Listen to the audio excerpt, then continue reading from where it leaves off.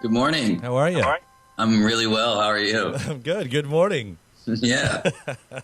I had to do the same thing you had to do right there. Yeah, it's. I had to make it all work as well. So, thanks for doing this. Yeah. How's it going? It's good. I think I would do every interview I could this way if I could. Oh, yeah? Yeah, just sitting in the office, no one around. I don't have to worry about anything. It's tough because I can't intimidate you in, like, my personality. Can't be like, hey, you know what? Like, that's all you got to do. You just have to lean into the camera, like real close. Like that's intimidating. That's intimidating. That's cool. Yeah. Well, anyway, we'll do this. So you got the new solo record coming out, Matthew Logan Vasquez. That's right. It's a full name this time around. You're serious because you're bringing out all three names. Yeah. Yeah. What's with the formalities? Well, the formality is that I own the Instagram name. And I just love. It's funny. It's like there's less confusion with Instagram and more confusion with everything else. Right. But it's just nice to have it. I own the web domain, and there's a lot of Matt Vasquez's out there. That's surprising to a lot of like just flat white people, but it's like Vasquez is like Smith. So, and there's a lot of Matts, like there were a lot of Brandons born in the 80s. So there's a lot of Matt Vasquez my age. So I once asked my mom why she named me Kyle, and she said because it was popular. Nice. That's cool. Yeah, oh, thanks. That's the exact opposite of what most people do. You just throw me in the file. So I feel your pain on that one. Yeah. I know how that goes. I named my son Thor. You did. I know. And for a while, I couldn't tell. It's like, is that his nickname or is that his real name? It's his real name. Yeah, it's a family name on Martha, my wife's side. Is that true? Then, yeah, and so's Ulysses from this crazy great-great-great-grandfather of mine who is an atheist and wanted to name all his sons after Homer. So you got lucky on that because usually a guy would come up with this like amazingly macho, bizarre name, and the wife would never ever go for it. But you had it on your side at that time. Well, Thor is just like saying Dave in Norway. Is it? So it's really common over there. Super common. Everybody's just like, hi Thor. That's kind of it's really cool. Yeah. Yeah, I wasn't going to bring up the whole fatherhood thing till later in the interview, but since you brought up it, and you love to feature, like you're already pimping your kid out on Instagram. We'll get all privatized later, but cute babies are cool, and I'm really excited to be dad, so it's whatever. And I think the last time we talked, I don't remember if you were just about to have the baby or if you'd just had the baby or whatever, but have you already seen like the impact it's had on how you're supposed to continue in this career? Yeah, I mean, it changes your priorities. It's very much like, well, whatever happens, that baby's got to get some diapers, and also I need to figure out how to see, of course, my wife Martha, but to see Thor as much as possible too. So that's kind of what I'm doing. This right now. I'm actually in Houston, Texas, at my drummer Judd's house. Because I'm on a Texas residency every week playing Houston and then the Dallas area and then San Antonio or Austin. And then back in November, I did this in California too, and it was really fun. So, but it's great. Martha was just saying yesterday, it's like, this schedule is great. I'm only gone 2 nights a week, but I play 4 or 5 shows a week. So that's great. Right. So you've kind of figuring it out here. Like you've kind of. I have this big master plan to be Texas famous.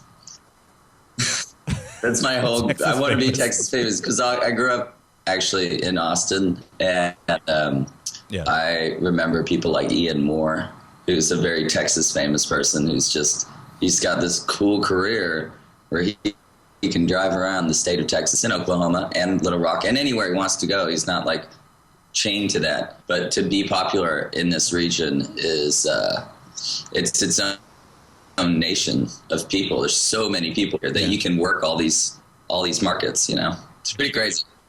And you can do it. Yeah, and I hear about some other people, like another one of the hometown guys, Bob Schneider. That's one of his things. Like he'll only go out so many days. Yeah, it's so cool. So he can be home with his kids. That's like the whole thing. Yeah, right? Unless you're Bob Seger, where you can afford to like take your private jet and just fly in. Which Bob.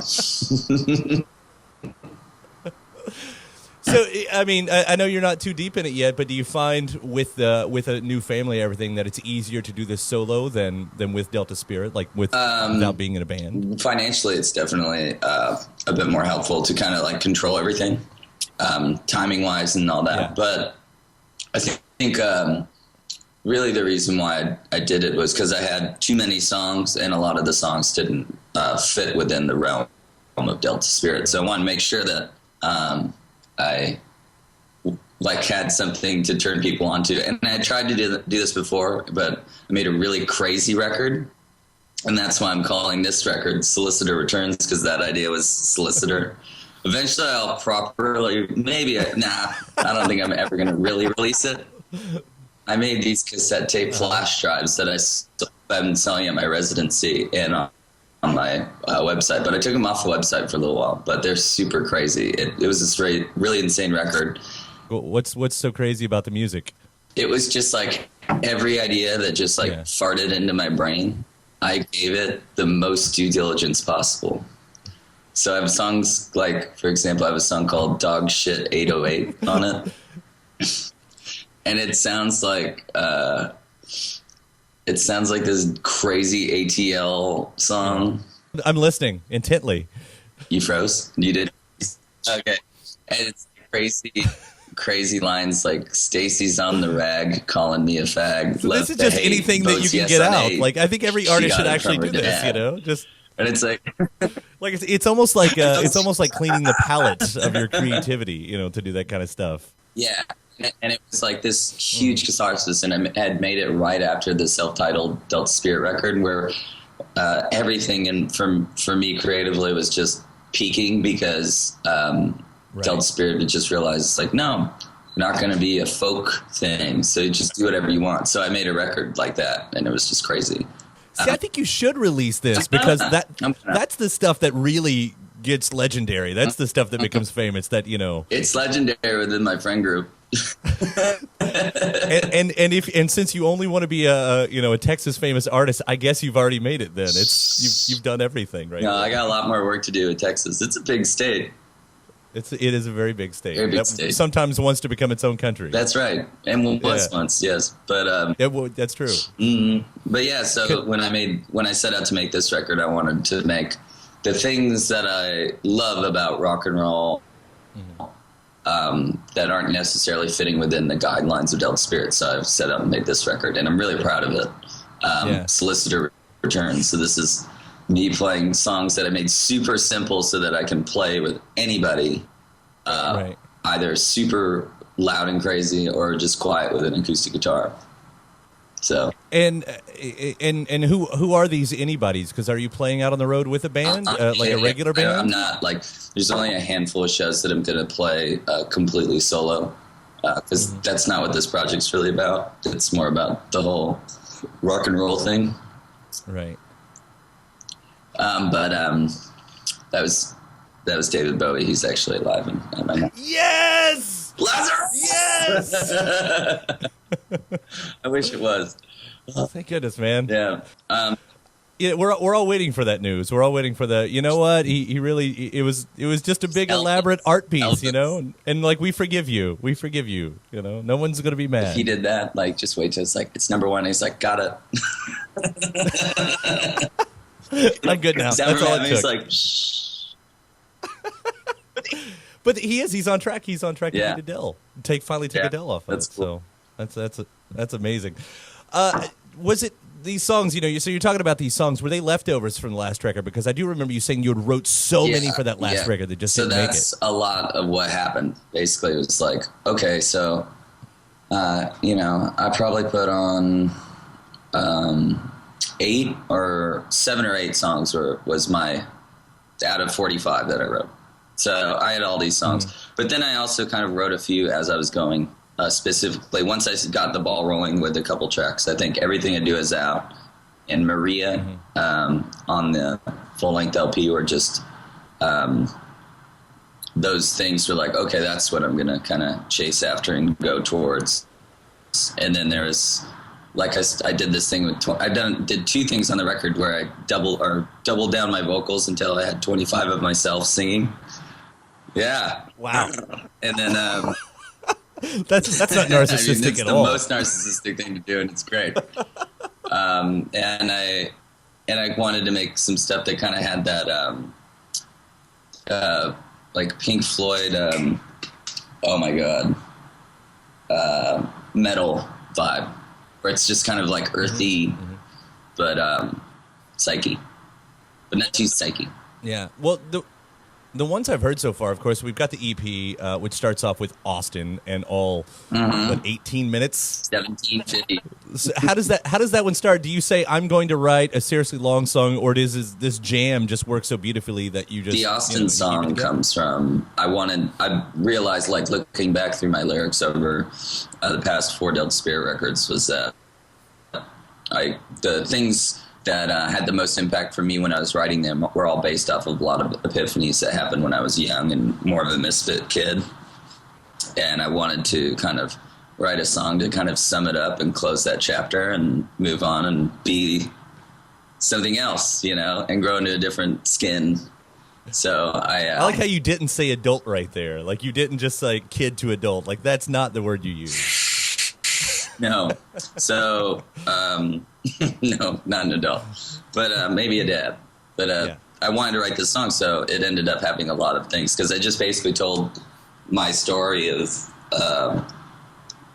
growing up in Austin, and that's where I was born in California, but that's, as a kid, was kind of awakened with rock and roll music and Nirvana and everything, and then my parents splitting and dropping acid and going back and forth between Texas, and my experience with Christianity and my experience of post-Christianity or spiritual, like being agnostic, and also being a drunken idiot, and then meeting my wife, who is showing me loving kindness and forgiveness and all the spiritual things I craved in a God I sought. Wow. I found it in my wife. That's an amazing story. On one 12-inch side of vinyl. On one 12-inch side. And there it is. Yeah. Like, that's amazing that you can tell an entire story in one song, and then you're like, welp, what am I going to write about now? I tried to shorten it, too, to make it work for radio, because I think, like, I like the chord structure, and it has that, like, CSNY, cat power thing. But I felt like any verse I took, I was like, I can't do without it. So, no, you know what? And we'll go back to David Bowie on this. The first thing he releases from this is the nearly 10-minute song of Black Star to the radio, and he says, "Play it, pussies. You gotta play it." So I'll do you one. The next holiday when I've got some open programming, I will play every minute of Austin. Yes, do it, because it deserves it. It deserves it. I will do that. I promise you that. Yeah. The other song, of course, then we hear "Everything I Do Is Out," and this is a freaking great rock song. Yeah. What does that line mean? I'm not exactly a lyrics guy, but it's such a cool line. For me, it's just the sentiment is stop giving a shit what people think is cool or not. Don't care. It's not about that, and I can live my life and have tons of fun not being the cool one. So come on over to the not cool side and play rock and roll still. It's so fun. I don't think anybody's gonna throw you in the not cool side. I mean, rock and roll goes in its ups and downs, and that's one thing. Like, to be a rock and roll band, without any kind of weird shtick, or tag put on the side of it. Like, that is a challenge in 2016. That's been the great challenge of my life, and being in Delta Spirit. All of us together have that challenge, where it's just like, how do you be friends and play music that people just like? And, a couple people get really fortunate because their music's just so standout, like Wilco or My Morning Jacket. I think those two bands are undeniable live bands with undeniable great songwriters that don't need to have like a, thing. And that is my goal in my life, is I would like to just simply play music and have somebody dub me rock and roll would be great. Just fall under that in that. You just have to keep it's happening. Like, I remember the first time I met you guys was at a Lollapalooza a few years back, and that was the big press story right then. Like, Delta Spirit are trying rock and roll on. You know, like, that was the thing. Like, you had always been rock and roll, of course, and I know how the press works, and you always need some kind of the story to go. But but that's it. I mean, you know, that's what Delta Spirit is. That's what this solo record is. Yep. And I'll keep going on that too, because the new single is Personal, which is basically sounds like it's just saying, and now I get to do a solo record. Yeah, like is this a song about doing a solo record? But this is this is the song. So this song I wrote when I was 19 years old, when I was leaving a different band, and I just sat there for a long time, and I was like, man, this song is so good. And I kept trying to put it in Delta Spirit, and they're like, it just never fit a Delta Spirit record. And then it was like, oh, well, now I'm definitely doing it. So this song's been around that long? Yeah. It was about a band I was in that I'm not even going to bring up. It was a band I used to play shows. It was like the band that there's like many glass ceilings in this business, but one of them is the pay to play. And that was like, thanks, John, over at Chain Reaction, who's now at Pomona Glass House. He was like the first guy who's like, all right, you don't have to sell tickets, but you gotta make sure people show up. And I like begged people. It's like, and I got 100 people of my little ratty underage friends to go to the show. And that was like the band. So that band ended up doing stuff enough to where we got signed to Interscope. But I was the only one that got the deal. And it was during that crazy early odds time. And the band was already kind of going shh by then. So, and I realized that's always an odd thing to hear when I hear those stories, because that story, you know, it's been told a lot. Times. But like here's a band, but we're only signing one of you. Yeah. Like yeah. But it was, and I tried to stick it out, but it was also. It was a really hard decision, but I also was kind of like, you know, this is a huge opportunity. And I mean, I ended up spending $90,000 of a major record company's budget and hung out in studios and learned how to write songs and made I met musical parents that I didn't know I had. You know, I learned about Tom Waits and the weird part of Tom Waits, not just like closing time Tom Waits. Then I learned about Dylan's another side of Bob Dylan, you know, and like all of the other acoustic folk stuff that he did in those lyrics. Oh my God. So you got a scholarship. That's what you got. Basically, that was like, here's a scholarship to learn how to not be an idiot. I'm glad it's worked out. Here's Lou Reed. Don't be like... I'm glad it's worked out. But you did. I don't know how much of your family background helped you, but it seemed like you did have a start on that, because what did I see the other day with you about your grandma making Fender amps? That's right. Like, you were born into rock and roll in some respect. My grandma worked at Fender before they had bathrooms. They had to go across the like catty corner to like a gas station. So it's a sixth employee. It was deep in your blood right from the beginning. She gave me a Stratocaster when I was in third grade, and my brother a guitar when I was 5. So I would always like steal it, and he would just be like, ah! And it used to be a toy until a kid came over in the neighborhood and knew how to play "Come As You Are." And then I remember like walking into the garage, and I saw them just doing that, and I was like, I gotta do that. And like just lightning bolts in my brain, like, I have to do this. That's amazing. Yeah. That's what my son, he's 8, and he just came home the day before yesterday, and he said, Daddy, I'm going to start a band for the talent show, and it's going to be called the Rockers. I don't want to get into the legalities yet. It's like that's probably taken, but it's great. You know, I'm really happy about this. Yeah. So he asked me for my guitar, and I handed him an acoustic. He goes, no, the real one.